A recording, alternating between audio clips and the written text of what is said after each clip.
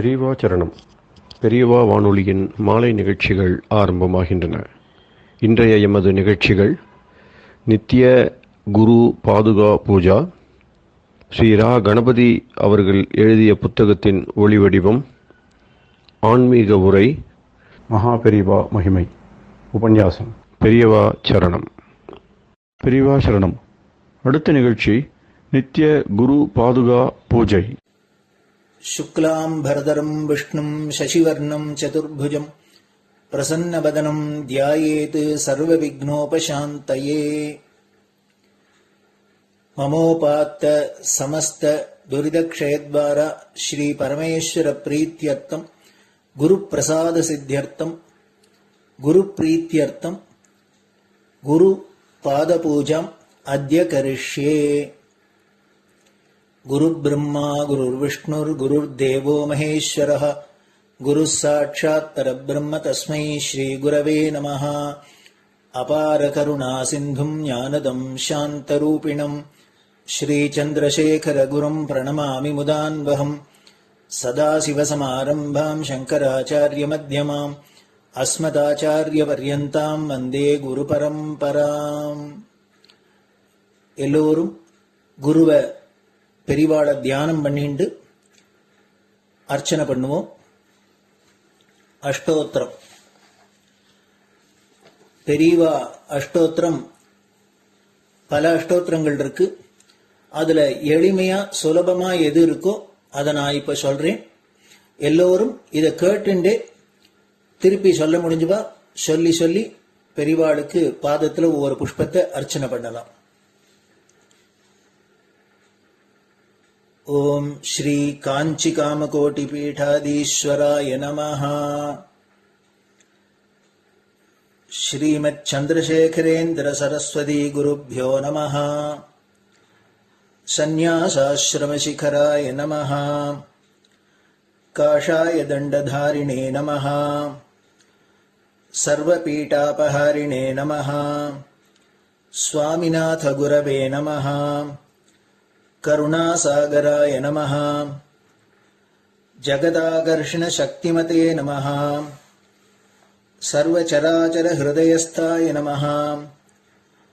ओम भक्त परिपालक श्रेष्ठाय नमः. धर्म परिपालकाय नमः. श्री जयेन्द्र सरस्वत्याचार्याय नमः. श्री विजयेन्द्र सरस्वती पूजिताय नमः. शिवशक्ति स्वरूपाय नमः. भक्ताभीष्ट प्रदायकाय नमः. ब्रह्मण्य पोषकाय नमः. ब्रह्म विष्णु शिवैक्य स्वरूपाय नमः. कांची क्षेत्रवासाय नमः. कैलाश शिखरवासाय नमः. स्वधर्म परिपोषकाय नमः. चातुर्वर्ण संरक्षकाय नमः. लोकरक्षण संकल्पाय नमः. ओम ब्रह्मनिष्ठापराय नमः. सर्वपापहराय नमः. धर्मरक्षक संतुष्टाय नमः. भक्तार्पितधन स्वीकर्त्रे नमः. सर्वोपनिषत् सारज्ञाय नमः. सर्वशास्त्रगम्याय नमः. सर्वलोक पितामहाय नमः. भक्ताभीष्ट प्रदायकाय नमः. ब्रह्मण्य पोषकाय नमः. नानाविध पुष्पार्चितपताय नमः. रुद्राक्ष क्रीडधारिणे नमः. भस्मोद्दोलित विग्रहाय नमः. सर्वज्ञाय नमः. सर्वचराचर व्यापकाय नमः. अनेक शिष्य परिपालकाय नमः. मनश्चाञ्चल्य निवर्तकाय नमः. अभयहस्ताय नमः. भयापहाय नमः. यज्ञपुरुषाय नमः. यज्ञानुष्ठान रुचिप्रदाय नमः. यज्ञसम्पन्नाय नमः. यज्ञसहायकाय नमः. यज्ञफलदाय नमः. यज्ञप्रियाय नमः. उपमानरहिताय नमः. स्फटिक तुलसी रुद्राक्ष हारधारिणे नमः. चातुर्वर्ण समदृष्टये नमः. ऋग्यजुस्साम अथर्वणादि चतुर्वेद संरक्षकाय नमः. दक्षिणामूर्तिस्वरूपाय नमः जाग्रत् स्वप्न सुषुप्ति अवस्थातीताय नमः कोटिसूर्यतुल्यतेजोमय शरीराय नमः साधुसङ्गसंरक्षकाय नमः अश्वगज गोपूजा निर्वर्तकाय नमः गुरुपादुकपूजातुरन्तराय नमः कनकाभिषिक्ताय नमः स्वर्णबिल्वदलपूजिताय नमः सर्वजीवमोक्षदाय नमः मूकवाक्ताननिपुणाय नमः नेत्रदीक्षादानाय नमः द्वादशलिङ्गस्थापकाय नमः गानरसप्रियाय नमः ब्रह्मज्ञानोपदेशकाय नमः सकलकलासिद्धिताय नमः चातुर्वर्ण्यपूजिताय नमः अनेकभाषासम्भाषण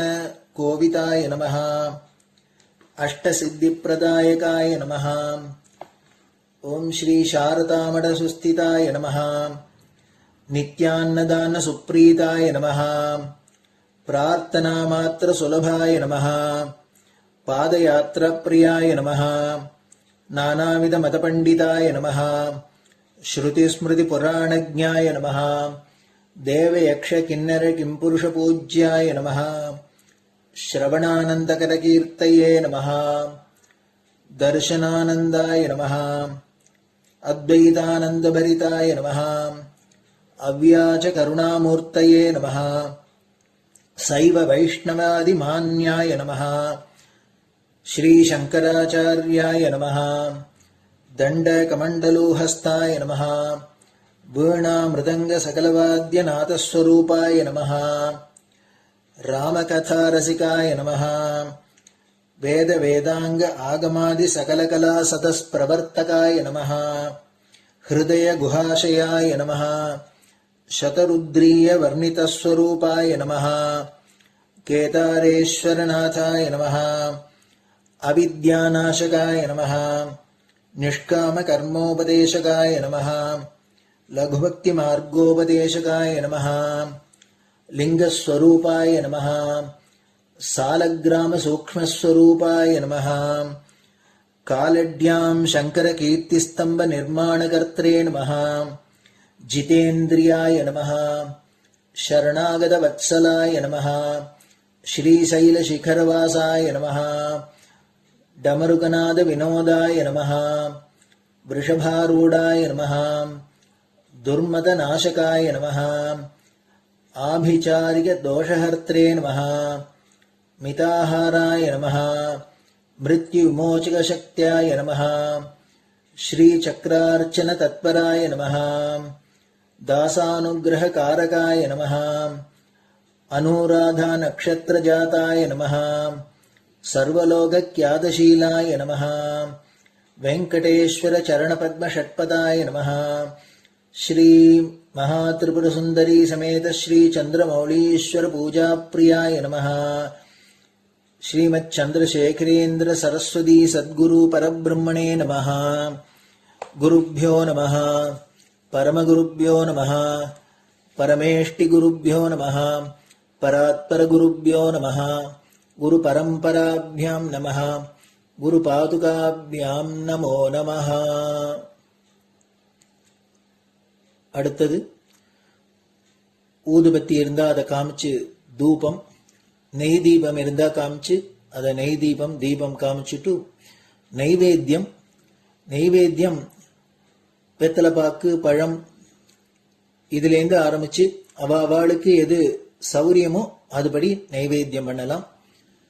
அதுக்கு அடுத்தது கற்பூர ஹாரத்தி பண்ணி எல்லோரும் பிரதட்சிண நமஸ்காரம் பண்ணி பெரியவாள்கிட்ட பிரார்த்தனை பண்ணிண்டு எல்லோரும் க்ஷேமமா இருக்கணும், லோகம் பரம மங்களமா சௌக்கியமா இருக்கணும், எல்லோரும் வியாதி வெக்க இல்லாத ஆயுராரோக்கிய ஐஸ்வர்யத்தோட சாந்தம் அமைதியோட ஞான வைராக்கியத்தோட எல்லோரும் நல்லவர்களாயிருந்து நன்மையை அடையணும்னு பிரார்த்தனை பண்ணி இந்த பூஜையை தினம் செய்யலாம். குரு பிரம்மா குருர் விஷ்ணுர் குருர் தேவோ மகேஸ்வரः குரு சாட்சாத் பரபிரம்ம தஸ்மை ஸ்ரீ குரவே நமஹ.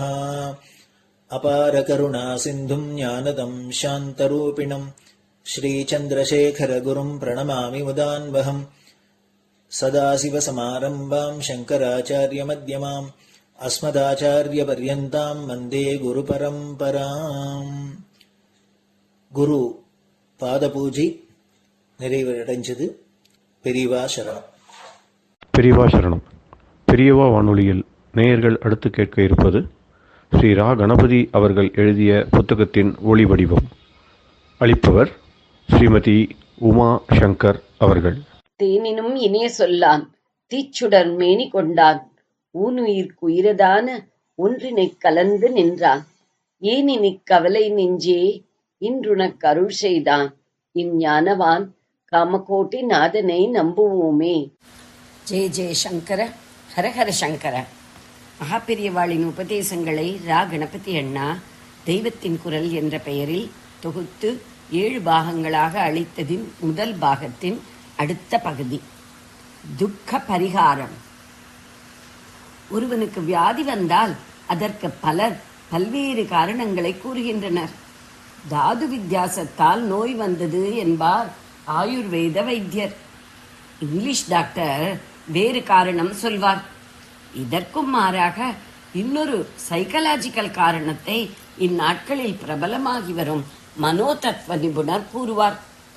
மந்திர சாஸ்திரக்காரர் குறிப்பிட்ட தெய்வ கோளாற்றால் இந்த வியாதி உண்டாயிற்று என்பார். ஜோதிஷர் இன்ன கிரகம் இன்ன இடத்தில் இருப்பதே நோய்க்கு காரணம் என்பார். தர்மசாஸ்திரம் அறிந்தவர்களோ பூர்வ கர்ம பலனாகத்தான் வியாதி ஏற்பட்டிருக்கிறது என்பார்கள். வியாதிக்கு மட்டுமின்றி நம் வாழ்வின் எல்லா விதமான சுக துக்கங்களுக்கும் இவ்வாறு பலவித காரணங்கள் சொல்லப்படுகின்றன. ஒரே விஷயத்துக்கு இப்படி பல காரணங்கள் சொன்னால் நமக்கு குழப்பமாயிருக்கிறது. நம் சுகதுக்கங்களுக்கு கிரகங்களின் போக்குத்தான் காரணமா? ஜோதிஷர் சொல்கிறபடி கிரக பிரீத்தி செய்வதா, அல்லது மாந்திரீகர் சொல்கிறபடி குலதெய்வத்துக்கோ அல்லது வேறு தெய்வத்துக்கோ கிராம தேவதைக்கோ செய்த அபச்சாரம் காரணமா? அந்த தெய்வத்துக்கு சாந்தி பரிகாரம் செய்வதா? நோய் நொடி என்றால் வைத்தியமும் செய்யத்தானே வேண்டும். கடைசியில் எல்லாம் கர்மபலன் என்றால் அது தீருகிற போதுதான் தீரும் என்று வெறுமை இருந்துவிட வேண்டியதுதானா? இப்படியாக குழப்பம் ஏற்படுகிறது. பல காரணங்களில் எது சத்தியம் என்று யோசித்தால் எல்லாமே சத்தியமாக இருக்கும். ஆதி காரணம் நம் கர்மம்தான் என்பது நிச்சயம். அந்த கர்மம் ஒன்றே பலவிதமான விளைவுகளை உண்டாக்குகிறது. மழை ஒன்றுதான், ஆனால் அதிலிருந்தே எத்தனை விளைவுகள் உண்டாகின்றன. பூமி முழுவதும் ஈரம் உண்டாகிறது, ஈசல் உண்டாகிறது, தவளை கத்துகிறது. சில செடிகள் பச்சென்று தழைக்கின்றன, வேறு சில அழுகுகின்றன. இத்தனையும் ஒரே மழைக்கு அடையாளங்கள். அதே மாதிரி மாந்திரீகமாகவும் ஜோதிஷ ரீதியிலும் வைத்திய சாஸ்திரப்படியும் நாம் குணம் பெற வேண்டிய வியாதிக்கும் ஒரு கர்மாவே காரணம். இன்னும் வாழ்க்கையில் வியாதியை தவிர பலவிதமான பிரச்சனைகள், பணத்தால், உத்தியோகத்தால், தேகபலத்தால், அறிவு சக்தியால் கவனிக்க வேண்டிய பிரச்சனைகள், ப்ராப்ளம்ஸ் எல்லையில்லாமல் இருக்கின்றன. இந்த பிரச்சனைகள், கஷ்டங்கள் எல்லாவற்றுக்கும் காரணம் கர்மம்தான். சயின்ஸ் படி விளைவு, இஃபெக்ட் இருந்தால் காரணம், காஸ் இருந்தேயாக வேண்டும். ஜகத் முழுதும் காரணம் விளைவு, செயல் பிரதிச்செயல், ஆக்ஷன் அண்ட் ரியாக்ஷன் என்ற துவந்தத்துக்குள் தான் கட்டுண்டு இருக்கிறது. பௌதிக சாஸ்திரம், பிசிக்ஸ் முழுதும் இந்த உண்மையைத்தான் விளக்குகிறது. ஜட பிரபஞ்சம், ஜீவ பிரபஞ்சம் இரண்டும் ஒரே மூலத்திலிருந்தே வந்ததால் ஜகத்துக்கு உள்ள இந்த விதி மனித வாழ்விலும் உண்டு. நம் செயலுக்கெல்லாம் நிச்சயமாக பிரதி உண்டு. இன்று நாம் அனுபவிக்கிற சுகங்களுக்கும் கஷ்டங்களுக்கும் காரணம் நாம் முன்னமே இந்த ஜென்மாவிலோ பூர்வ ஜென்மாவிலோ செய்த நல்லது கெட்டதுகள்தான். சில சமயங்களில் நம் சொந்த பாப புண்ணிய விளைவோடு குறிப்பிட்ட வேறு சிலரது பாப புண்ணிய பலனும் நம்மை சேருவதாக சொல்வதுண்டு. உதாரணமாக, குழந்தைக்கு வியாதி வந்தால் மாதா பிதாவின் பாப பலன் என்பார்கள். அவர்கள் குழந்தைக்கு சதா சிசுருஷை செய்வதையும் மனத்தால் அந்த குழந்தைக்காக அவர்கள் வேதனைப்படுவதையும் பார்க்கும்போது இதுவும் நியாயம் என்றே தெரியும். எனக்கு இன்னொன்று கூட தோன்றுகிறது. அதாவது, நமக்கு ஒரு கெடுதல் வந்தால் அது நம் சத்ருவின் புண்ணிய பலன் என்றும் சொல்லலாம். பிரபஞ்சத்தின் சகல ஆட்டத்துக்கும் காரணம் ஒரே ஒரு பராசக்தி தான். அந்த ஒரே ஈஸ்வரனுடைய ஆக்ஞைப்படிதான் உலக இயக்கம் முழுதும் நடக்கிறது. அவன் பல விஷயங்களை சம்பந்தப்படுத்தி விடுகிறான். இந்த உலகத்தில் எதுவுமே தொடர்பில்லாமல் நடக்கவில்லை. நமக்கு சம்பந்தமில்லாதவையாக தோன்றுவதை எல்லாம் உள்ளூர சம்பந்தப்படுத்தி வேடிக்கை பார்க்கிறான் சர்வேஸ்வரன். ஒருவர் செய்கிற கர்மம், அதன் பலன், இவையே மனித வாழ்வின் சுகதுக்கங்களுக்கு முதற்காரணம்.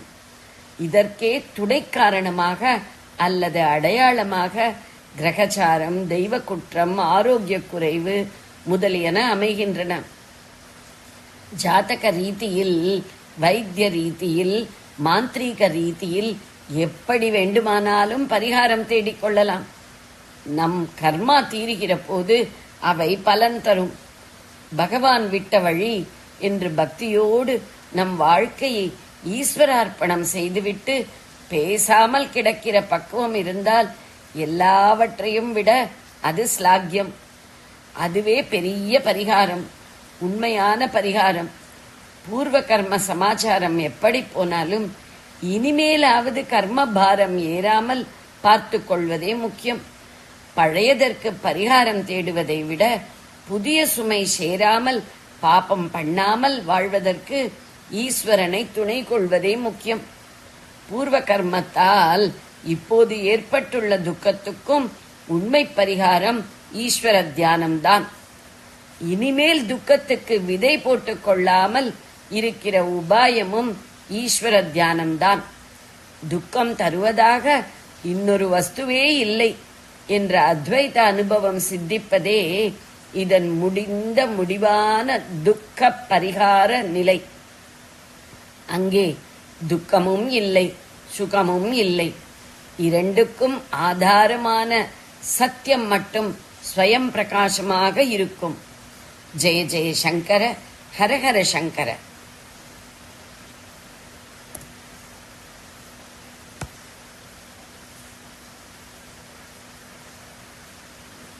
பெரியவா சரணம். இந்நிகழ்ச்சியின் அடுத்த பகுதி நாளை மாலை இதே நேரத்தில் ஒளிபரப்பாகும். பெரியவா சரணம். பெரியவா சரணம். பெரியவா வானொலியில் நேயர்கள் அடுத்து கேட்க இருப்பது திரு கவிக்கண்ணன் அவர்களின் ஆன்மீக உரை. பெரியவா சரணம். ராம் ராம். ஸ்ரீ குருப்யோ நம. ஜெய ஜெய சங்கர, ஹர ஹர சங்கர. பெரியவா வானொலி நேயர்கள் அனைவருக்கும், மகா பெரியவாவுடைய பக்தர்கள் அனைவருக்கும் அடியேன் கவிக்கண்ணனின் அன்பு கலந்த நல்வாழ்த்துக்கள். ராம் ராம். ஜெய ஜெய சங்கர, ஹர ஹர சங்கர. ஸ்ரீ குருப்யோ நம. நம்ம பெரியவா சில சமயத்துல சில விஷயங்களை தன்னோட நெருக்கமான தொண்டர்கள்ட்ட சொல்லி இப்படி பண்ணணும், அப்படி இப்படி பண்ணணும்னு சொல்லுவா. அதை ஏன் சொல்றா அப்படின்றது கேட்கறவங்களுக்கு ரொம்ப வியப்பா இருக்கும். எதுக்கு இப்படி பண்றா, ஏன் இந்த மாதிரி சொல்றா பெரியவா, இதுக்கு என்ன காரணம், இவருடைய விளைவுகள்லாம் எப்படி இருக்கும் அப்படின்னு நினைச்சு பார்த்தா பயமா இருக்கே, என்ன பண்றது அப்படின்னு ஒரு பயம் வந்துடும்.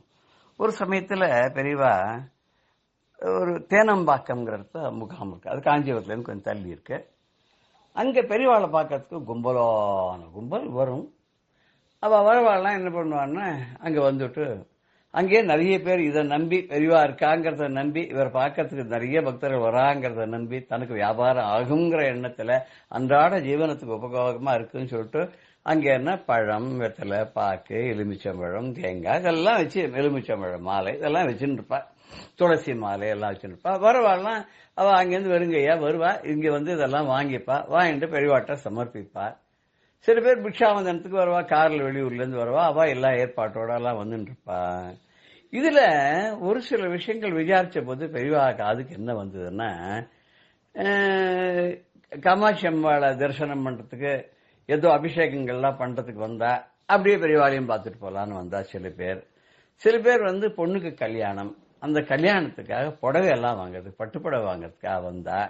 வந்தபோது அப்படியே பெரியவாளை பார்த்துட்டு போலாம் அப்படின்னு சொல்லி வந்தா. இன்னும் ஒருத்தர் சில பேர் டூரிஸ்ட் மாதிரி காஞ்சிபுரத்துக்கு என்னென்னலாம் இருக்கு, என்னென்னலாம் பார்க்கலாம், விஷ்ணு காஞ்சி, சிவகாஞ்சி இதெல்லாத்தையும் பார்த்து எல்லாம் முடிச்சுட்டு, ஓ இங்க வந்து பெரியவான்னு ஒருத்தர் இருக்கா போயிருக்க, அவளையும் பார்த்துட்டு போலாமே அப்படின்னு வரவா. இது ஆத்மார்த்தமா உண்மையா பெரியவாளை பார்க்கணும் அப்படிங்கிற எண்ணத்தோட வந்து பார்த்து தரிசனம் பண்ணி ஆசீர்வாதம் வாங்கிட்டு போறவாங்கிறது ரொம்ப கம்மியானதுன்றது பெரியவாளுக்கு தெரியும்.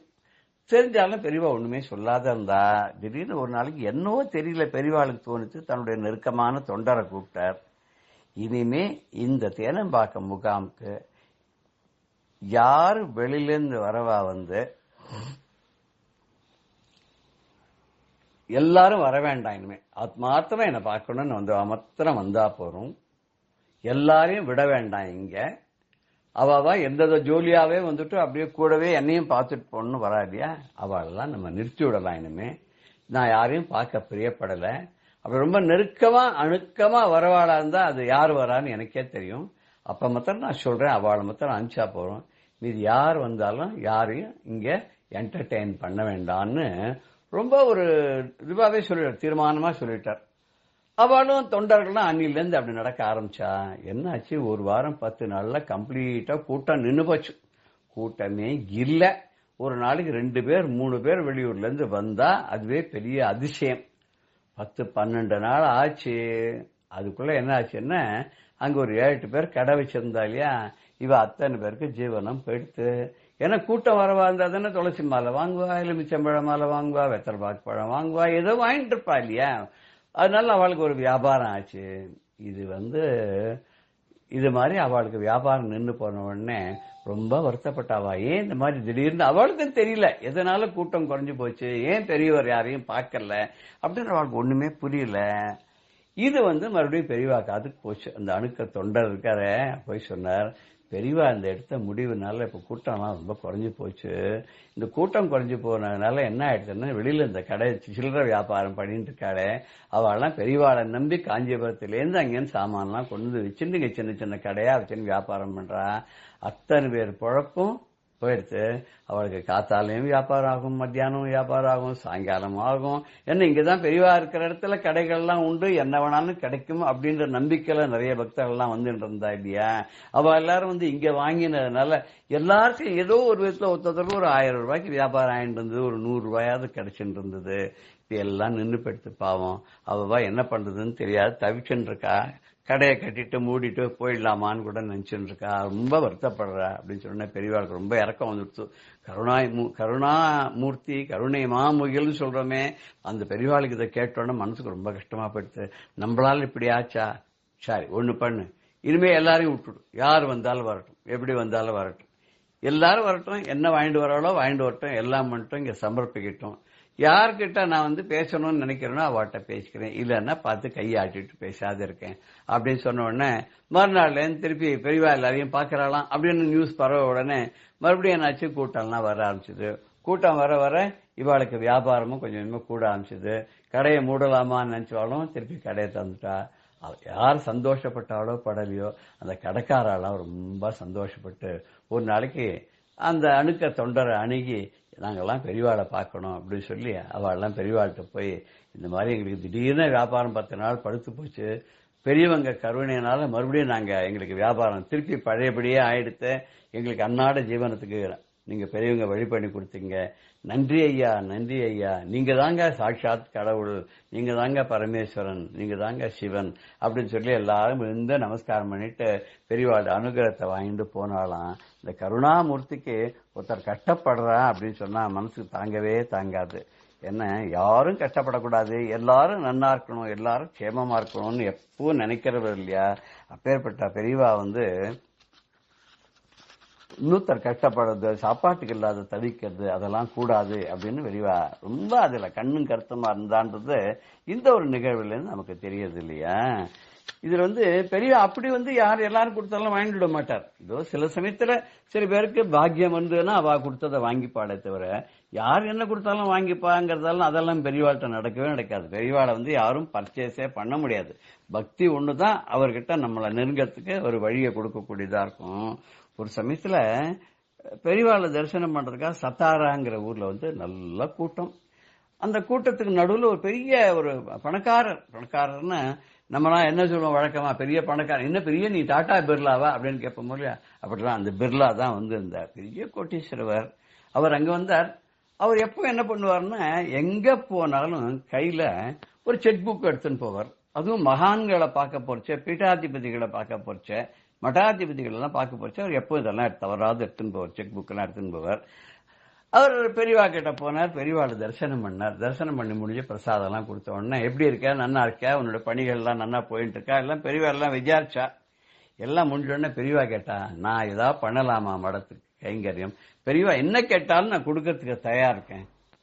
எவ்வளவு வேணும், எத்தனை ஆயிரம் வேணாலும் தரேன், என்ன வேணாலும் பண்ணி கொடுக்கறேன், மண்டபம் கட்டி கொடுக்கணுமா கட்டித்தரேன், இங்க ஒரு இடம் கட்டித்தரணுமா கட்டித்தரேன், எது சொன்னாலும் நான் செஞ்சு தரேன். நான் பெரியவா சொன்னா, இப்ப நீ என்னவோ நல்ல நல்ல காரியங்கள் நிறைய பண்ணிட்டு இருக்க, இதை தொடர்ந்து பண்ணிட்டு போறோம், வேற எதுவுமே வேண்டாம், எனக்குன்னு நீ எதுவும் பண்ணவே வேண்டாம், மக்களுக்கு பண்ற தொண்டு தான் மகேஸ்வரனுக்கு பண்ற தொண்டாகும், அதனால எந்த கவலையும் பட வேண்டாம், இப்போ என்னென்ன பண்ணிட்டு இருக்கோ அதை நீ பண்ணிட்டு இருக்கிறது எல்லாத்தையும் அப்படியே கண்டினியூ பண்ண, அதுவே போறோம், நீ நன்னா இருப்ப, க்ஷேமமா இருப்ப, உன் பிசினஸ்லாம் ரொம்ப நன்னா வரும், உன்னோட குழந்தை குட்டிகள் குடும்பம் எல்லாமே ரொம்ப நன்னா இருப்பா, நீ ஒன்னும் கவலைப்பட வேண்டாம், நீ இவ்வளவு தூரம் என் மேல ஒரு மதிப்பு வச்சிருக்க, மரியாதை வச்சிருக்கே, அதுவே எனக்கு ரொம்ப சந்தோஷமா இருக்குன்னு சொல்லி அவரை திருப்தி அனுப்பிச்சாலாம்.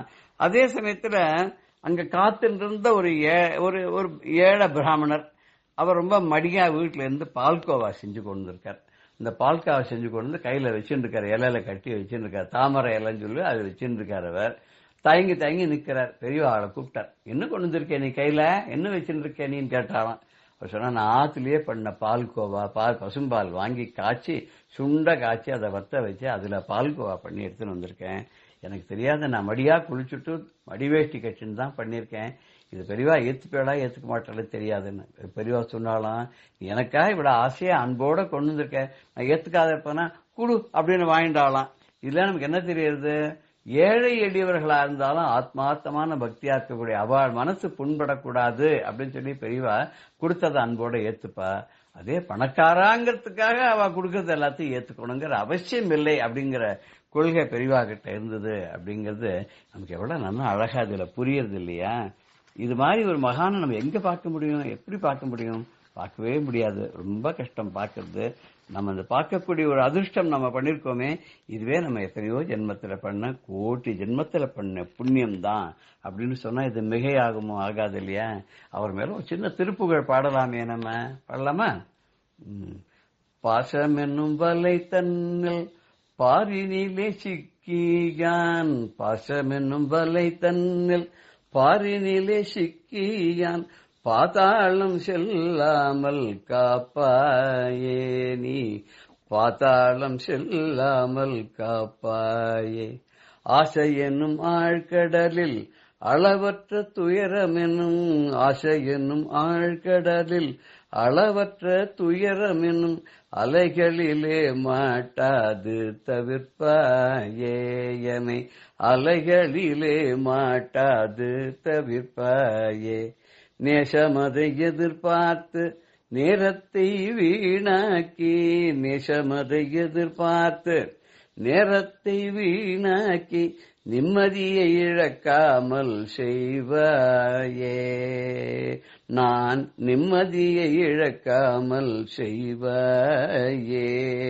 ஈசனடி மறவாமல் இம்மை மறுமைக்கு, ஈசனடி மறவாமல் இம்மை மறுமைக்கு இதமான பாதைதனில் சேர்ப்பாயேயனை, இதமான பாதைதனில் சேர்ப்பாயே.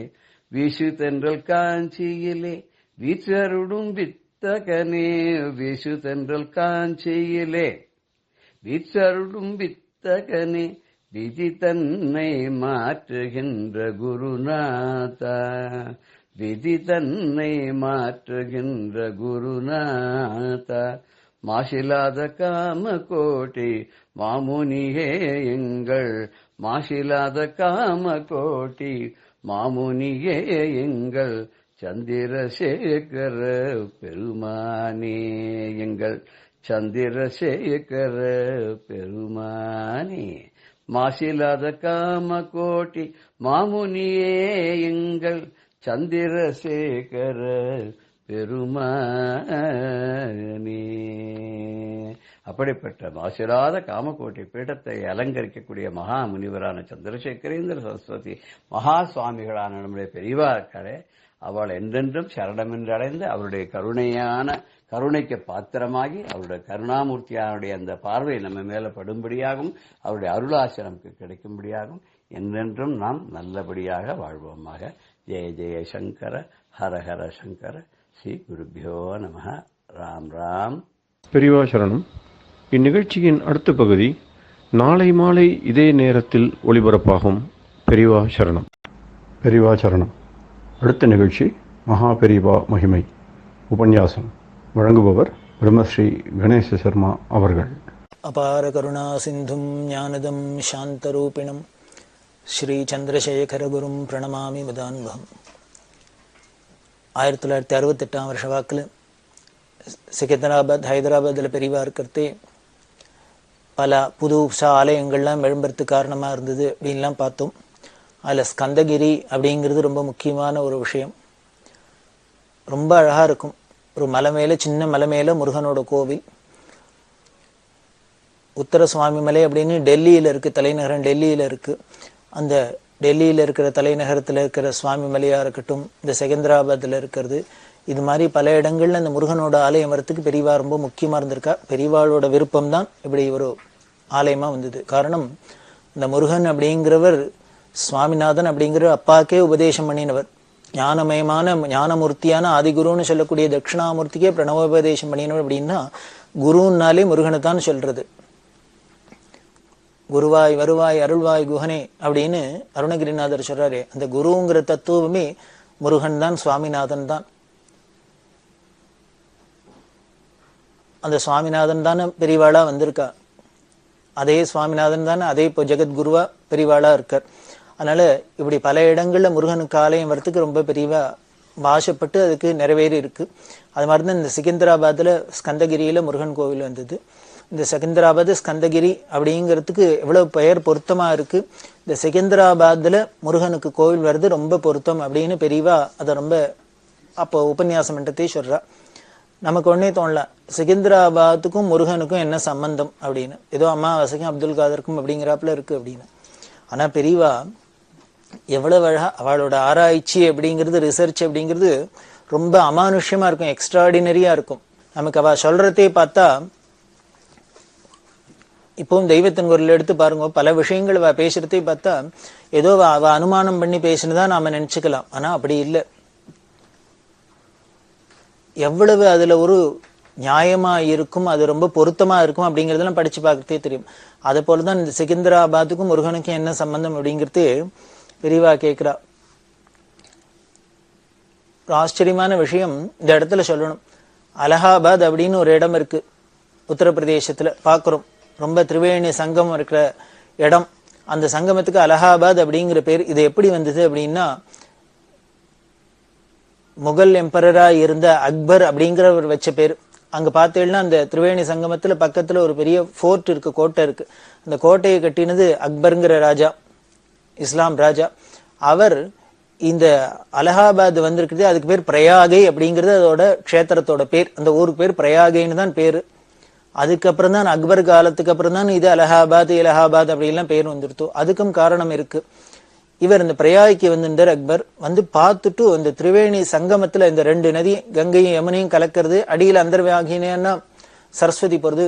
இந்த சங்கமத்தை பார்த்தோன்னா அவருக்கு ரொம்ப மனசு லயிச்சிருந்து அப்படியே பார்த்துருந்த அந்த இயற்கை அழகையும் அந்த ரம்மியத்தையும் பார்த்துட்டு அங்கேயே ஒரு கோட்டையை கட்டின்னு தலைநகரை மாத்தின்னு வரதாவே அவர் தீர்மானம் பண்ணிட்டார். ஆனாலும் அதுக்கப்புறம் பிற்காலத்துல அது அப்படியே டெல்லியிலே இருந்திருக்கு. அப்படி வரத்தே என்ன பண்ணேன்னா இந்த ஊருக்கு பேர் வச்சார்.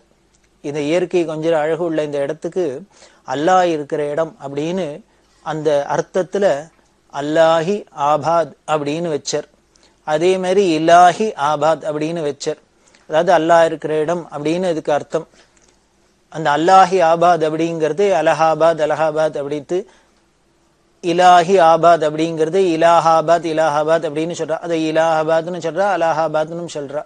ஆனா இது ரெண்டுமே அல்லாஹ் இருக்கிற இடம் அப்படின்னு சொல்ற. ஏன்னா எங்கெல்லாம் எந்த இடத்துல இயற்கை அழகு இருக்கோ, இயற்கையோடு ஒட்டி இருக்கோ, அது ஆண்டவன் இருக்கிற இடம் அப்படிங்கிற அர்த்தத்துல சொல்ற. அப்படின்னா இப்போ நமக்கு இந்துக்களுக்கு ரொம்ப முக்கியமான திரிவேணி சங்கமம் அப்படின்னு சொல்லக்கூடிய இந்த பிரயாகைங்கிற க்ஷேத்திரத்துக்கும், ஆனா ஊர் என்னன்னு ஒரு இஸ்லாமியர் வச்சது அலஹாபாத் இலஹாபாத் இருக்கு அப்படின்னா இது எப்படி சம்பந்தம் இல்லாதானே இருக்கு. இதை போலதான் இந்த சிக்கந்தராபாத் அப்படிங்கிறது என்ன அப்படின்னா சிக்கந்தர் ஆபாத் அப்படிங்கிற இந்த சிக்கந்தர் அப்படிங்கிற பேர் யாரோடதுன்னு ஸ்கந்தன் அப்படிங்கிற பேரு தான் மருவி மருவி மருவி சிக்கந்தரா இருக்கு அப்படின்னு பெரியவா தன்னோட ரிசர்ச்ல சொல்றா. ஸ்கந்தனோட ஆபாத் அப்படின்னா ஸ்கந்தன் இருக்கிற இடம் அது அது மருவி சிக்கந்தராபாத்னு ஆயிடுத்து, ஸ்கந்தரோட இடமா இருக்கிறது. அதுதான் இப்போ என்ன ஆயிடுத்துன்னு காலப்போக்கில் இப்போ மாறி அது பழையபடி முருகன் இருக்கிற இடமாவே ஸ்கந்தகிரி உள்ளதா இருக்கு. அதனால சிக்கந்தராபாதா இருக்கிறதுனால ஸ்கந்தகிரின்னு பேர் இருக்கு, ரொம்ப பொருத்தமா இருக்குன்னு ரொம்ப அழகா அதை பத்தி சொல்லிட்டு போறா. இந்த சிக்கந்தர்ங்கிற பேரு ஸ்கந்தர் அப்படிங்கறத தான் சிக்கந்தர் அப்படின்னு சொல்றோம் அப்படின்னு. அதே மாதிரி இன்னொரு சந்தர்ப்பத்துல சொல்றா அலெக்சாண்டர் அப்படின்னு ஒரு ராஜாவை பத்தி கேள்விப்படுறோம். இந்த அலெக்சாண்டர்ங்கிற பேர் அந்த சுவாமியோட பேர் அப்படின்னு பெரியவா கேட்கறது எல்லாருக்கும் ஆச்சரியமா இருக்கு. அலெக்சாண்டர்ங்கிறது எங்கேயோ வெளிநாட்டுல இருக்கிற ஒரு ராஜாவோட பேர், அவரோட மதமே வேற. இது எப்படி எந்த சுவாமின்னு கேட்டா என்ன சொல்றான்னா பெரியவா சொல்றா ஸ்கந்தருங்கிற நாமாதான் அலெக்சாண்டர்னு மாறி இருக்கு. அது எப்படி மறுவித்துங்கிறதுக்கு அதுக்கு ரொம்ப பிரமாதமா அழகா அதுக்கு கணக்கெல்லாம் சொல்றா.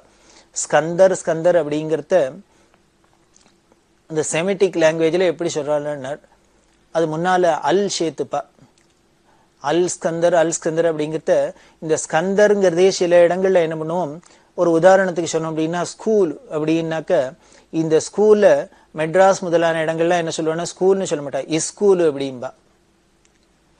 ஸ்கூல்னு சொன்னா போறாதோ அதுக்கு முன்னால ஒரு எதுக்கு இஸ்ஸு சேர்க்கணும், இஸ்கூலு அப்படின்லாம் சொல்றாப்புல இந்த ஸ்கந்தருக்கு முன்னால இஸ்ஸு சேர்ந்து இஸ்கந்தராச்சு. அந்த செமிட்டிக்ல பாஷையில அதுக்கு அல்லு சேர்ந்து அல்லி இஸ்ஸு ஸ்கந்தர், அந்த அலிஸ்கந்தர் அப்படிங்கிறது தான் மருவி மருவி மருவி அலெக்சாண்டர்னு ஆயிருக்கு. அந்த பார்த்தேன்னா அவர் இருக்கிற தேசத்துக்கு பேர் ஸ்காண்டினேவியா ஸ்காண்டியா அப்படின்லாம் சொல்றோம். இந்த ஸ்காண்டியாங்கிறதே என்னென்ன ஸ்கந்தர்கள் இருக்கிற இடம் ஸ்காண்டியா, ஹிந்துக்கள் இருக்கிற இடம் இந்தியா அப்படிங்கிறாப்புல ஸ்கந்தர்கள் இருக்கிற இடம் ஸ்காண்டியா. சௌராஷ்டிரம் அப்படின்னு சொல்றோம் நமது தேசத்திலே. சௌரர்கள் அப்படின்னு சொல்லக்கூடிய சூரியனை வழிபடுறவர்களை இருக்கக்கூடிய இடம் சௌராஷ்டிரம், சௌரர்கள் இருக்கிற ராஷ்டிரம் சௌராஷ்டிரம். அது மாதிரி ஸ்கந்தர்கள் இருக்கிற இடம் பிரதேசம் ஸ்காண்டியா அப்படின்லாம் இருக்கு. அதுக்கு ஏத்தாப்புல அந்த பிரதேசமே ஸ்கந்தர்கள் ஒரு காலத்துல உலகம் முழுக்கலுமே இந்த தெய்வ வழிபாடுல இருந்திருக்கு அப்படிங்கிறது நமக்கு தெரியுது. சரித்திர மூலியமாவே ரொம்ப நிரூபணம் வந்து தெரியுது. இதெல்லாம் தான் பெரியவா சொல்றா.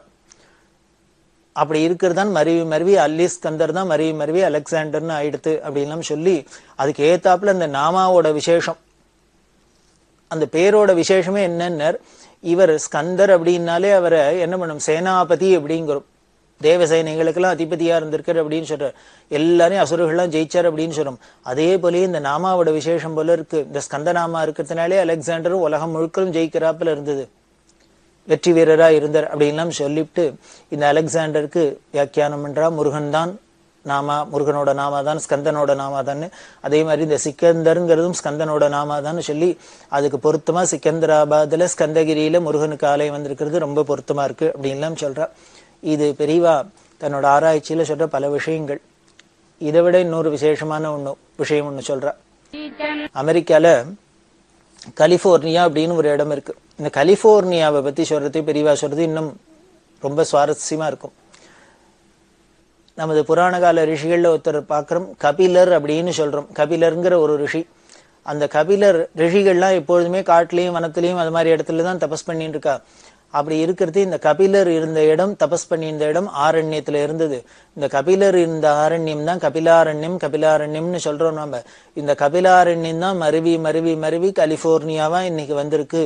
அதனால கபிலர் இருந்த இடம் அப்படின்னு சொல்றா. இதுக்கு சாட்சியா என்ன அப்படின்னா, அங்க பக்கத்துல ஆஷ் ஐலண்டு, ஹார்ஸ் ஐலண்ட் எல்லாம் இருக்கு. பெரியவா தன்னோட ரிசர்ச்சுக்கு இது ஒத்து போறது, இது சரி அப்படிங்கிறதுக்கு, உண்மை அப்படிங்கிறதுக்கு இதெல்லாம் சாட்சியா காமிக்கிறா. அது என்ன சார், கபிலாரண்யத்துக்கும் ஹார்ஸ் ஐலண்டுக்கும் ஆஷ் ஐலண்டுக்கும் என்ன சம்பந்தம் அப்படின்னா, ராமாயணத்துல சகரன்னு ஒரு ராஜா. இந்த சகரர்களுக்கு 10,000 குழந்தைகள், பிள்ளைகள்.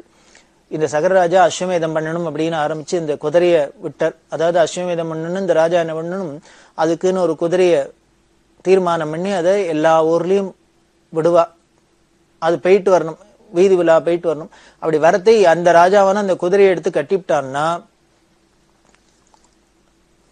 அந்த ராஜாக்கு இந்த குதிரையை விட்ட ராஜா அஸ்வமேதம் பண்றதுல விருப்பம் இல்லை அப்படின்னு. அதாவது என்ன பண்ணணும்னு, சக்கரவர்த்தின்னு ஒத்துக்கணும், சாம்ராட்னு. எல்லா ராஜாக்களும் இவனை தான் சக்கரவர்த்தின்னு ஒத்துண்டாதான் அவன் அஸ்வமேதம் பண்ணலாம் அப்படின்னு சாஸ்திரம் இருக்கிறதுனால இந்த குதிரையை விடுவா. அந்த குதிரையை யாரும் பிடிச்சு கட்டிவிட்டாள்னாக்க உடனே அந்த ராஜாவோட போய் இவன் போர் பண்ணி ஜெயிச்சு அதுக்கப்புறம் தான் அந்த குதிரையை மீட்டு தான் அஸ்வமேதம் பண்ண முடியும். அது மாதிரி இந்த ராஜா சகரன் குதிரையை விட்டான். இது எல்லா 4 திக்கிலையும் போயிட்டு வரத்தே திடீர்னு பார்த்தா குதிரையை காணும், திரும்பி வரல. எங்க போச்சு ஏது போச்சு அப்படின்னு தெரியல. இந்த குதிரை என்ன ஆயிடுத்துன்னா, தேவேந்திரன் எடுத்துன்னு போய் மறைச்சு வச்சுட்டான். இந்த அஸ்வமேதம் நடக்கிற குதிரைய எதுக்கு தேவேந்திரன் மறைக்கணும்னா, இந்த அஸ்வமேதம் நடக்க போறது அப்படின்னா அதுக்கு முதல்ல யாரு இடைஞ்சல் பண்ணுவான்னு தேவேந்திரன் தான் பண்ண. காரணம், சாஸ்திரத்துல சொல்றது 100 அஸ்வமேத யாகம் பண்ணிட்டா அவனுக்கு இந்திர பதவி அப்படின்னு சொல்றது. சோ அதனால இந்திரன் என்ன பண்ணுவார், யாரான அஸ்வமேதம் பண்ணினா தன்னோட 100 ஆயிடுத்துனா தனக்கு போட்டிக்கு வந்துருவாங்கிறதுனாலயே ஆரம்பத்திலேயே இந்த அஸ்வமேதம் நடக்கூடாது தடுத்துனே வந்துருவான். அது மாதிரி இந்த சகரராஜா அஸ்வமேதம் பண்றது குதிரையை விட்டா இந்த குதிரையை எடுத்துன்னு போனார் இந்திரன், மறைச்சார். எங்க கொண்டு மறைச்சு வச்சார்னு, பாதாள லோகத்துல இருந்த கபிலருங்கிற ரிஷியோட ஆசிரமத்துக்கிட்ட கட்டிட்டு போயிட்டார்.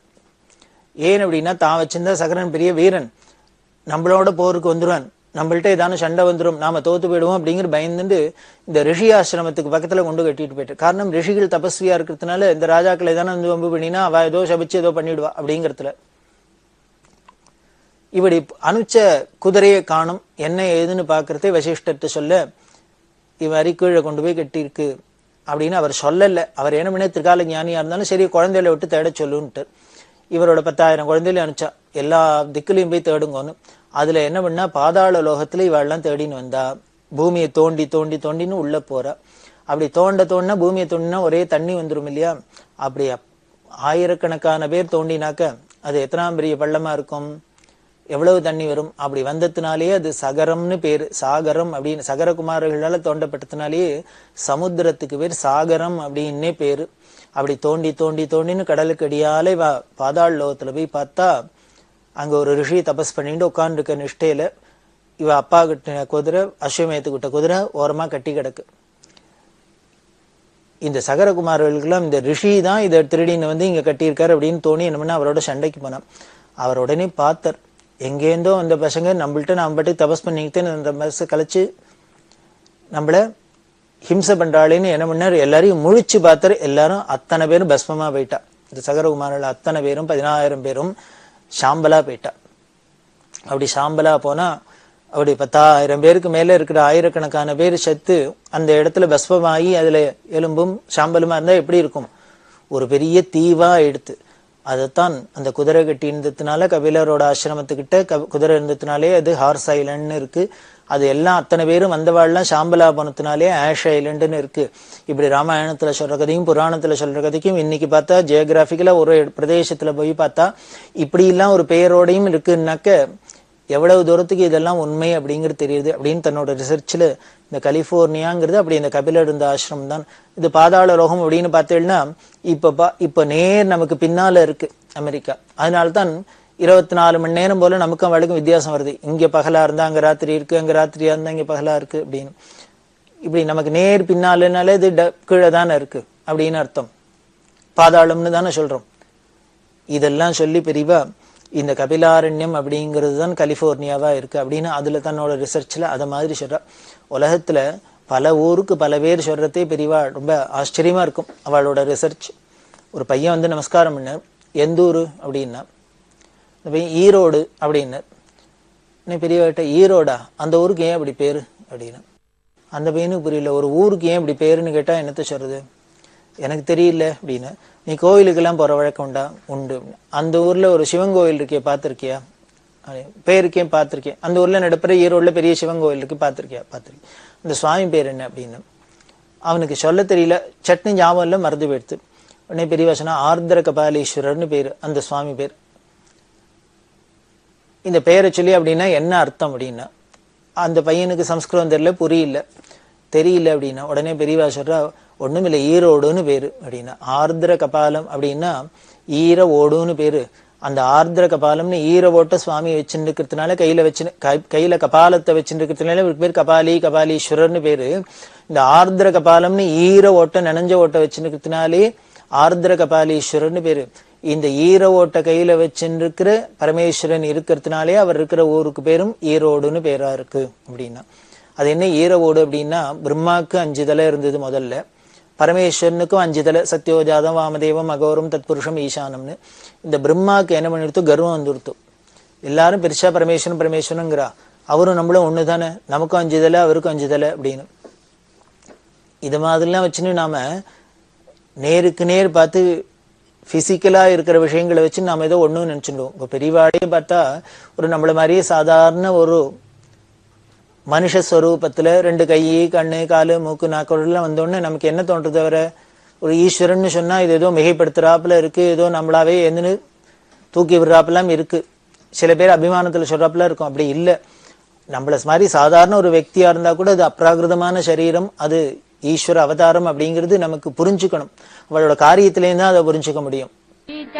சுவாமி கீதையிலே சொல்றாரு, அவஜானந்தி மாமூடா இமானி மானுஷியும் தனுமாஸ்ரிதம் அப்படிங்கிற. நான் ஒரு மனுஷ சட்டையை போட்டுன்னு வந்துட்டதுனால, மனுஷ உருவத்தை எடுத்துன்னு வந்துட்டதுனால என்ன யாருன்னு என்னோட உண்மை தத்துவத்தை யாராலையும் புரிஞ்சுக்க முடியாது. அதை மூடர்கள் அப்படின்னே சொல்றார். மூடர்கள்லாம் புரிஞ்சுக்க முடியாது அப்படிங்கிற. அப்போ அது வந்திருக்கிறது ஒரு மனுஷ சரீரத்துக்குள்ள வந்தாலும் இது ஈஸ்வரன் தான் அவதார புருஷன்னு நாம தெரிஞ்சுனுட்டோம்னா நாம மூடர்கள் இல்லை, நாம தான் ஞானிகள் அப்படின்னு தெரியுது. அதைத்தான் நாமளும் தெரிஞ்சுட்டு இருக்கோம். பெரியவாள் இப்படி ஈஸ்வரன்னு நாம தெரிஞ்சுன்னு கொண்டாடி இப்படி எல்லாம் நாம கேட்கிறோம், ஆனந்தப்படுறோம், பக்தி பண்றோம் அப்படின்னா நிச்சயம் நமக்கும் தெளிவுதானே ஏற்பட்டிருக்கு. அப்படி அந்த ஒண்ணுக்கு ஒண்ணு நம்பரை பார்த்து கணக்கு வந்துருத்துங்கிறதுக்காக சொல்லேன். பிரம்மாக்கு என்ன பண்ண, பரமேஸ்வரனுக்கும் 5 தலை நமக்கும் 5 தலைன்னு நம்மளும் அவரும் ஒண்ணுன்னு நினைச்சுட்டார். உடனே இந்த கர்வத்தை போக்குறதுக்காக இந்த இது மாதிரி கர்வம் வந்தாலே தலகனம் போ. அதனால என்ன பண்ணாரான்னா பரமேஸ்வரர் ஒரு தலையை கிள்ளி எடுத்துட்டார். எனக்கும் 5 உனக்கும் 5ங்கிறதுனால தானே சமான்னு நினைச்சுக்கிற, அப்போ உனக்கு ஒண்ணு குறைக்கலாம் அப்படின்னு ஒரு தலையை கிள்ளி எடுத்தார். தலகனத்தை போக்கினார்னு அர்த்தம், அவ்வளவுதான். அப்படி இந்த பிரம்மனோட தலையை அப்படி சிரத்தை எடுத்தோன்னு அது என்ன எடுத்து ஒரு பிரம்மஹத்தி தோஷம் பரமேஸ்வரனுக்கு வந்துரும் இல்லையோ. ஒரு பிரம்மா அவரோட தலையை ஒருத்தர் வெட்டினாக்க அந்த தோஷம் வருமே. அதனால என்ன பண்ணிவிட்டான், அந்த கபாலம்ங்கிறது பரமேஸ்வரன் கையை விட்டு கீழே விழல, அப்படியே கையிலேயே ஒட்டின்னு கொடுத்து. அதனாலதான் பரமேஸ்வரன் இந்த பிரம்மாவோட கபாலம் கையில இருக்கிறதுனாலதான் கபாலின்னே பேரு. அவர் என்ன பண்ண, இதை வச்சுன்னு என்ன பண்ணுது, இதே பிக்ஷாபாத்திரமா வச்சுன்னு விட்டார். சரி, இதுக்கு ஏதோ ஒரு யூஸ் பண்ணணுமே, அதனால பிக்ஷாபாத்திரம் வச்சுன்னு விட்டார் அப்படின்னு சாஸ்திரங்கள் நமக்கு புராணம் சொல்றது. அப்படி பிரம்மாவோட தலையை கொய்து எடுக்கிறதே இந்த ரத்தம் சொட்ட ஈரமா தானே இருந்திருக்கும்.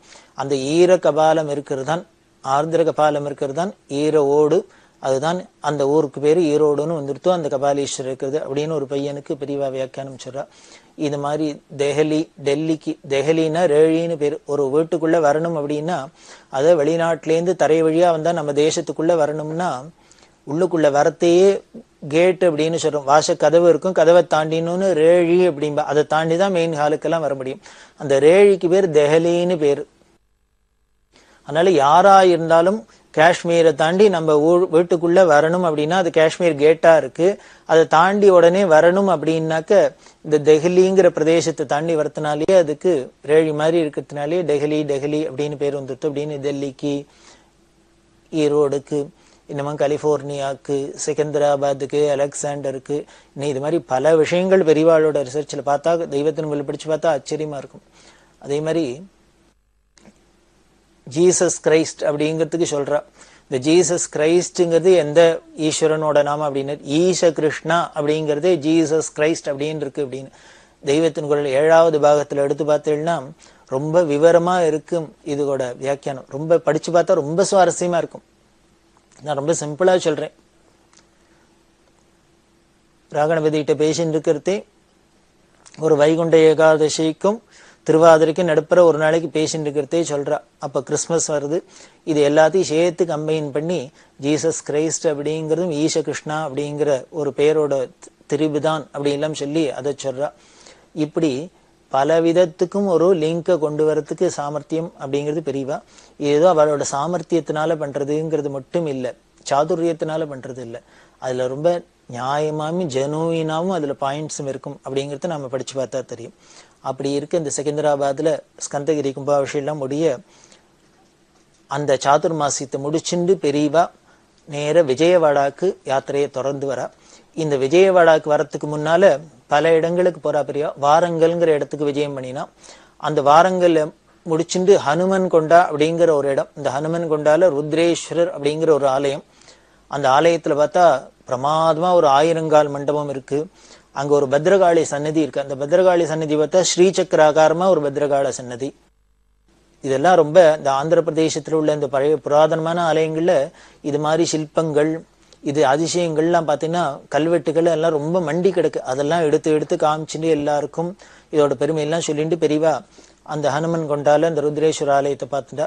அதுக்கப்புறம் பனிக்கல் அப்படிங்கிற இடத்துக்கு வந்தா. பனிக்கல்ல ராமேஸ்வரர் அப்படின்னு கோவில். அந்த ராமேஸ்வர லிங்கம் யாரால பிரதிஷ்டை பண்ணப்பட்டதுன்னா ஆஞ்சநேயரால பிரதிஷ்டை பண்ணப்பட்டது. இந்த பனிக்கல்ல ராமேஸ்வரர் ஆஞ்சநேயரால பிரதிஷ்டை பண்ணப்பட்டது. அதை தரிசனம் பண்ணிட்டா. அதை முடிச்சுட்டு மடிகொண்டாங்கிற இடத்துக்கு வந்தா. இந்த மடிகொண்டாக்கு என்ன விசேஷம் அப்படின்னா, காக்கர்லாங்கிற இடம் தான் ஆந்திரால பெரியவா போனா இந்த காக்கர்லா தான் சங்கீத மும்மூர்த்திகள்ல ஒருத்தரான தியாகராஜ சுவாமியோட பூர்வீக ஊர் அப்படின்னு பார்த்தோம். இந்த மடிகொண்டாங்கிறது என்னன்னாக்க பத்ராஜல ராமதாஸ் அப்படின்னு ஒரு மகான் பார்க்கிறமே, அந்த பத்ராஜல ராமதாஸ் பிறந்த ஊர். அவளோட மாமா அக்கண்ணா மாதண்ணா அப்படின்னு 2 பேர் இருந்தா. அவ ஹைதராபாத் நிசாம்கிட்ட மந்திரிகளா இருந்தா அப்படின்லாம் நாம முன்னாலே பார்த்துருக்கோம். அந்த அக்கண்ணா மாதண்ணாவோட ஊர் தான் இந்த மடிகுண்டா.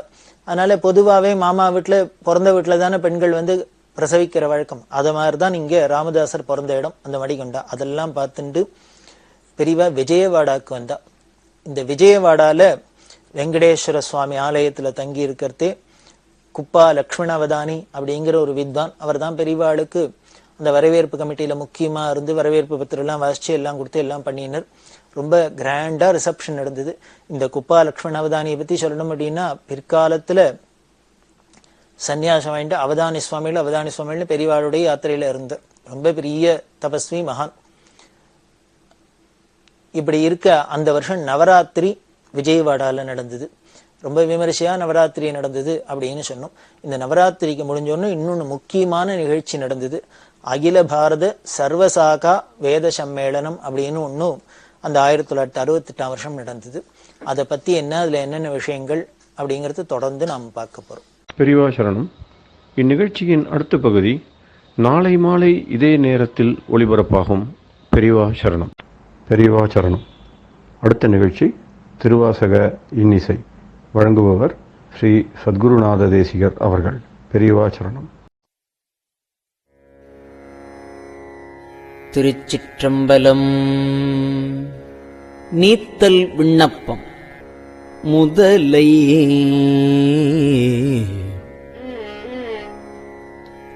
செவ்வாய்ச்சியரு வேட்கை வெந்நீரிற்கடிப்ப மூழ்கி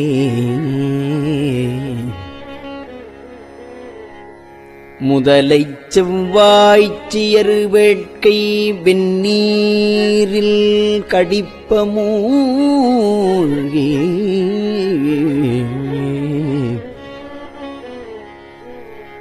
விதலை செய்வேனை விடுதி கண்டாய் விடக்கு ஊன்மிடைந்த சிதலை செய் காயம் பொறேன் சிவனே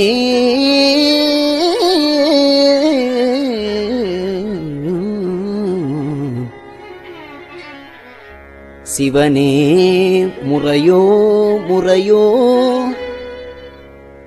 ஊன்மிடைந்த சிதலைச் செய் காயம் பொறேன் சிவனே முறையோ முறையோ திதலைச் செய் புன்முலை மங்கை பங்கா என் சிவகதியே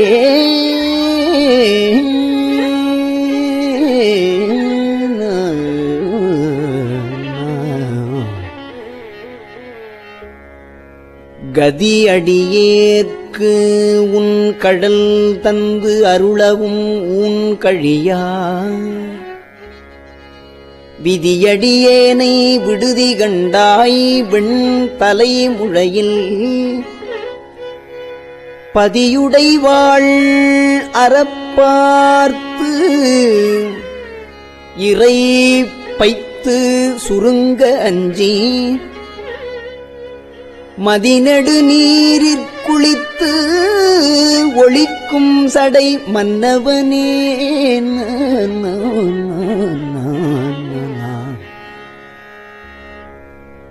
மன்னவனே ஒன்றுமாறு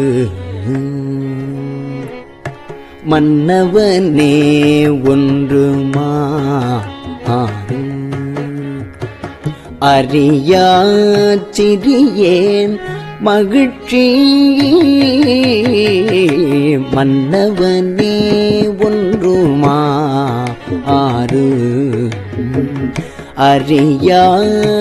அறியாச்சிறியேன் மகிழ்ச்சி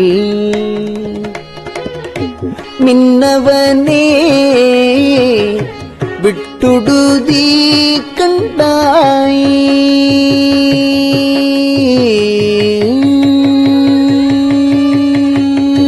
மின்னவனே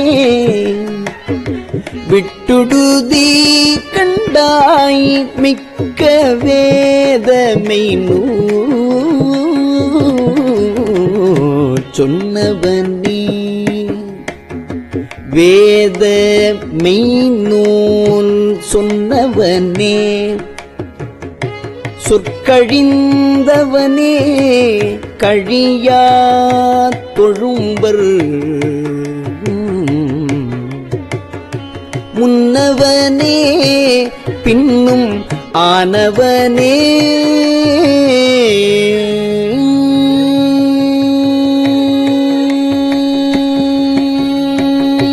முன்னவனே பின்னும் ஆனவனே முழுதையுமே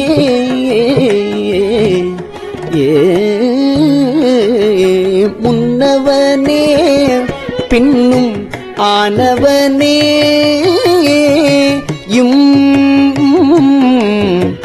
முழுதையுமே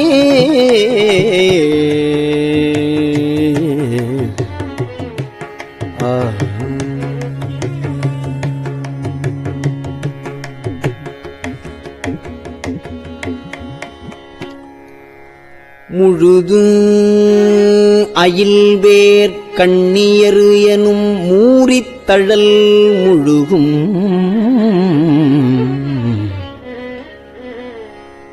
விழுதனையேனை விடுதி கண்டாய் நின் பெரி மலர்த்தாள் தொழுது செல்வான் நல் தொழும்பரிற்கூட்டிடு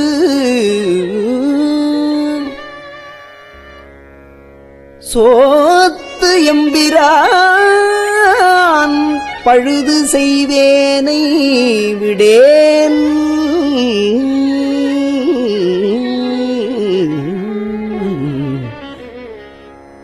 பழுது செய்வேனை விடேல் உடையாய்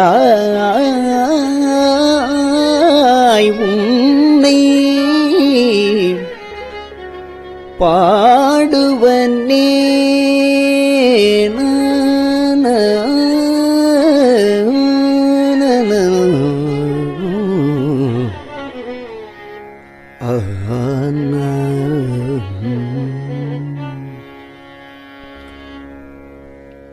பாடிற்றிலேன் பணியேன் பாடிற்றிலேன் பணியேன். மணி நீ ஒளித்தாய்க்கு பச்சூன் வீடிற்றிலேனை விடுதி கண்டாய் வியந்து ஆங்கு அலறி பாடிற்றிலேன் பணியேன். மணி நீ ஒளித்தாய்க்கு பச்சூ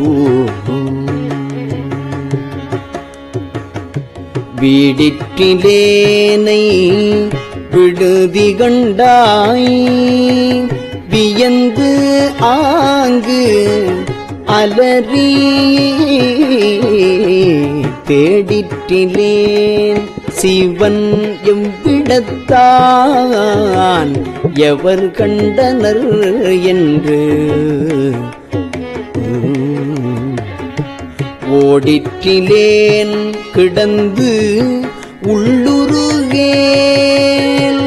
ஓடிற்றிலேன் கிடந்து உள்ளுருகேன் நின்று உழைத்தனனே.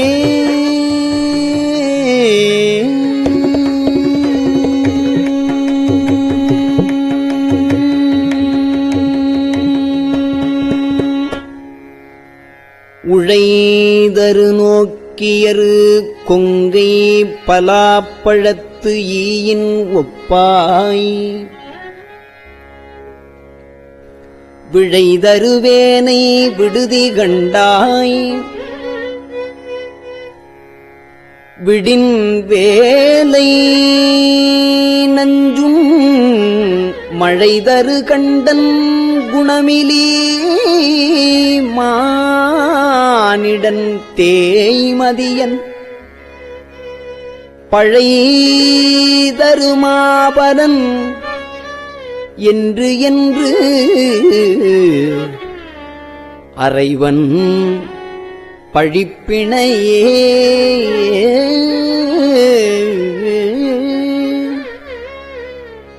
பழிப்பில் நின் பாதப் பழம் தொழும்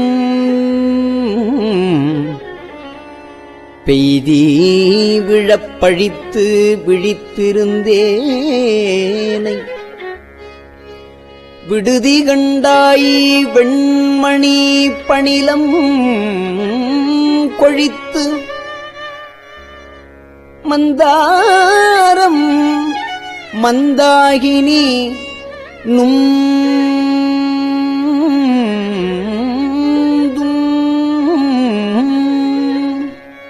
பந்தப் பெருமை தழிச்சிறை நீரில் பிறைக்கலஞ்சே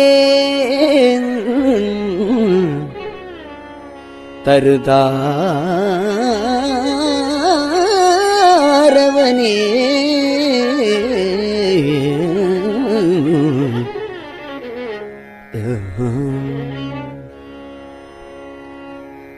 தாரகை போலும் தலை தலை மாலை அழல் அறப்பூன். தாரகை போலும் தலை தலை மாலை தழல் அறப்பூன். வீரயன் தன்னை விடுதி கண்டாய் விடில் என்னை மிக்கார் ஆரடியான் என்னின் உத்தரகோச மங்கைக்கு அரசின் சீரடியார் அடியான் என்று நின்னை சிரிப்பிப்பனே.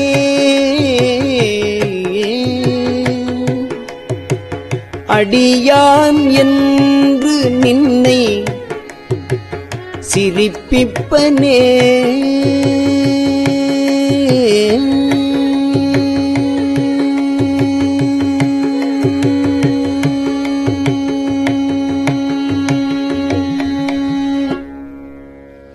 சிரிப்பிப்பன்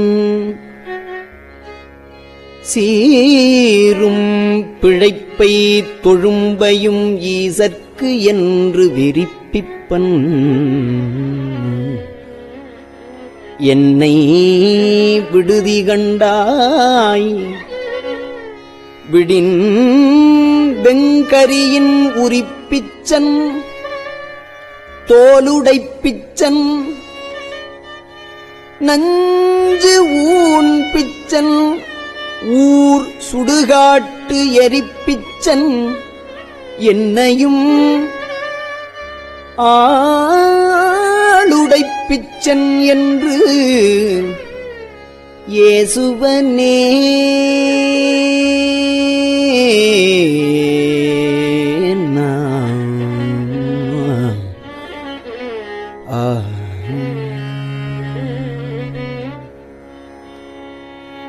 ஏசினும் யான் உன்னை ஏத்தினும் ஏசினும் யான் உன்னை ஏத்தினும் ஏசினும் யான் உன்னை ஏத்தினும் என் பிழைக்கே குழைந்து ஏசினும் யான் உன்னை ஏத்தினும் என் பிழைக்கே குழைந்து வேசருவேனை விடுதி கண்டாய் வேசருவேனை விடுதி கண்டாய் வேசருவேனை விடுதி கண்டாய் செம்பவள வெற்பின் தேசுடையாய்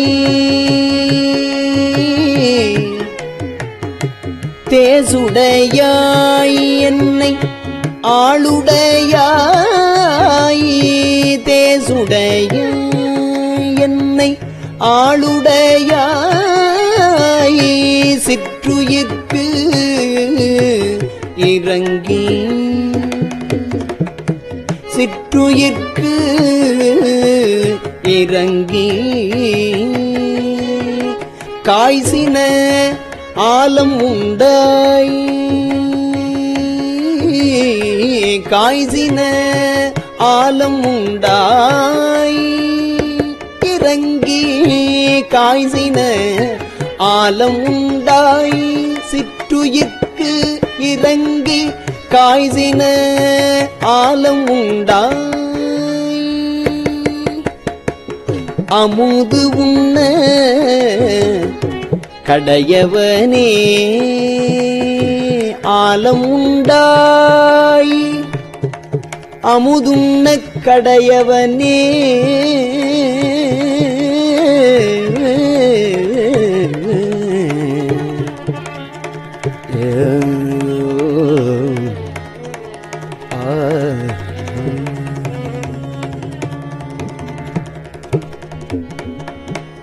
திருச்சிற்றம்பலம். பெரியவா சரணம். இந்நிகழ்ச்சியின் அடுத்த பகுதி நாளை மாலை இதே நேரத்தில் ஒளிபரப்பாகும். பெரியவா சரணம். பெரியவா சரணம். பெரியவா வானொலியின் இன்றைய நிகழ்ச்சிகளின் நிறைவாக திருப்பொன்னூசல் வழங்குபவர் சத்குருநாத தேசிகர் அவர்கள். பெரியவா சரணம். திருச்சிற்றம்பலம். திரு பொன்னூசல். நஞ்சமரு கண்டத்தன் அண்டத்தவர் நாதன்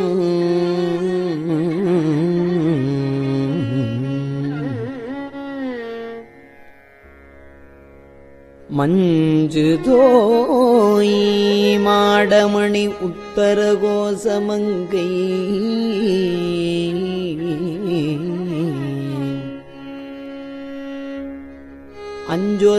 அஞ்சொலாள் தன்னொடும் கூடி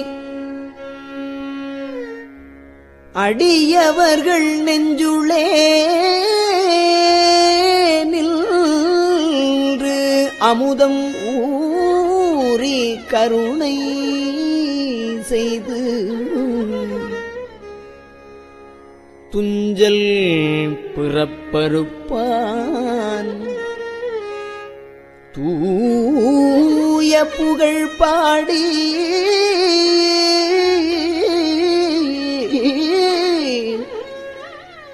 புஞ்சமார்வள் வளை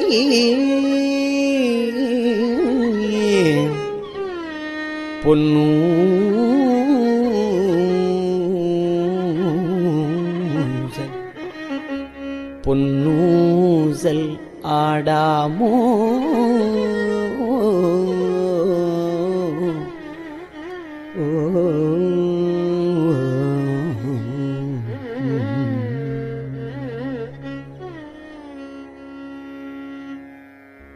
திருச்சிற்றம்பலம்.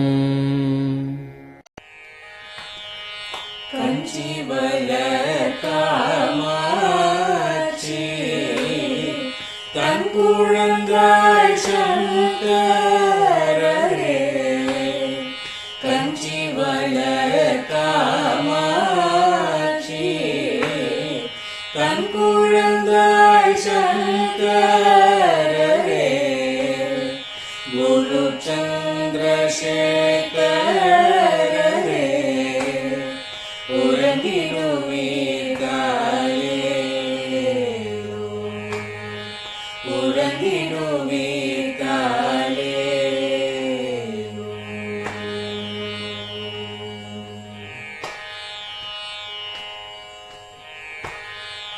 ஆதிகுரு சங்கரராய் அன்றொரு நாள் வந்தவரே அறுபத்து எட்டாகும் ஏகபதி காலே ஏழுலகம் பூப்பவரே காப்பவரே கரப்பவரே எல்லோர்க்கும் அருள்பவரே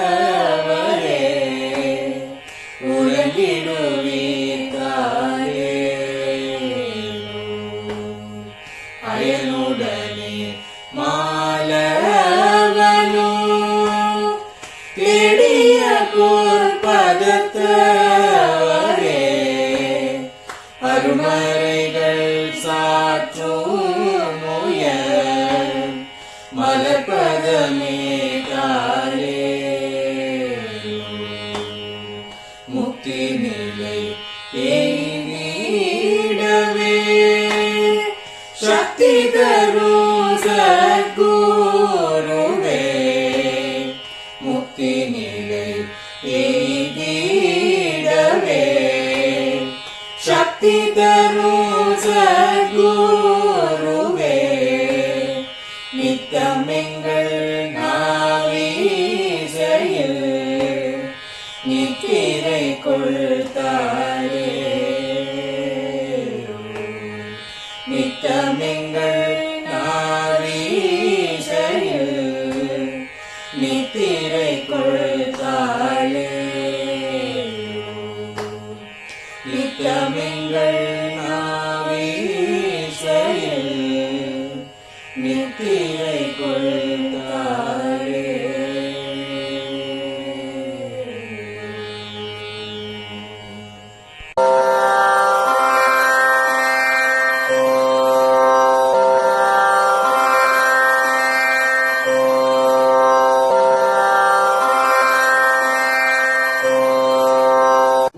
பெரியவா சரணம். பெரியவா வானொலியின் மாலை நிகழ்ச்சிகள் இத்துடன் நிறைவடைகின்றன. எமது அடுத்த ஒளிபரப்பு நாளை காலை இந்திய நேரப்படி 6 மணிக்கு துவங்கும்.